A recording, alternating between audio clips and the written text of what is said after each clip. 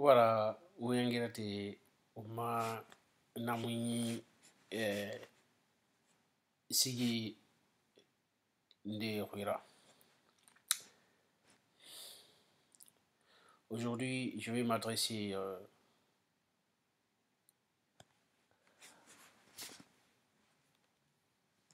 à ma communauté. Quand je dis ma communauté, j'entends ici la communauté guinéenne.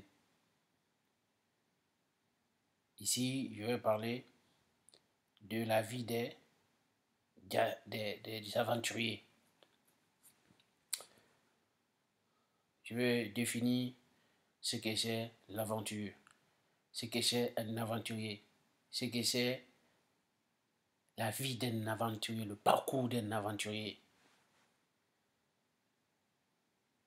Par définition, un aventurier, c'est une personne qui décide volontairement ou par contrainte ou sous pression de quitter son pays dans l'espoir d'aller chercher soit une formation, soit le savoir, soit la recherche, soit pour la découverte du monde. Et cet individu laisse sa famille. Quand je dis sa famille, tout dépend de sa situation.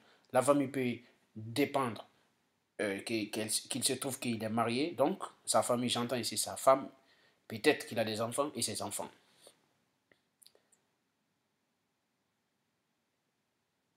Ou sa famille au sens large, africain, c'est-à-dire ses parents, son père et sa mère, ses frères et sœurs, ses cousins, oncles, et enfin les amis.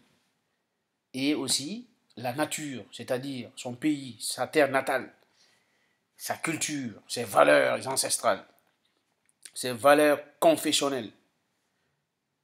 La personne décide d'abandonner tout cela et s'aventurer, aller chercher ailleurs. Donc cette personne-là, sa vie, c'est une vie de sacrifice. C'est une vie difficile. Pourquoi elle est difficile? Parce que la personne sait là où elle quitte, mais elle ne sait pas là où elle va. Qu'est-ce qui l'attend là-bas, là où il va, où elle va. Donc, aujourd'hui, je vais parler de cela. Et c'est le résumé que j'ai fait comme ça, en français. Donc, je vais essayer d'expliquer ça dans notre langue nationale pour que les gens comprennent. Pour que quelqu'un qui est assis là-bas, là, à Kindia, à Hariarori, ou bien à Mangoya, ou bien à Kianojibia, ou bien à Kondeta, ou bien à Sorondo, ou bien à Kalmawadi, ou bien à Pastoria, ou bien à Segea. Parce qu'aujourd'hui, avec la nouvelle technologie, je sais que même dans ces lieux que je viens de citer là, on pourrait écouter ce message-là. Même dans les fins fonds, aujourd'hui, avec la nouvelle technologie, je vais m'adresser à vous, en langue nationale. Mes chers amis, il ne faut pas penser que lorsque je m'exprime en langue nationale, que voilà, que parce que c'est un acte de égoïsme ou bien je ne sais pas quoi, non, mais parce que il faut comprendre que le français n'est pas facile pour nos concitoyens, pour tous nos concitoyens. Il y a qu'une petite partie, une petite classe qui, si vous voulez, lettrée.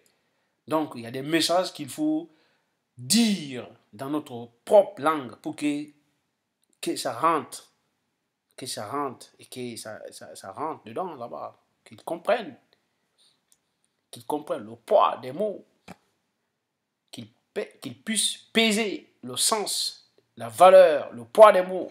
Mais si je le dis en français, difficilement ils vont dire, ah oui, parce que le français, ils parlent.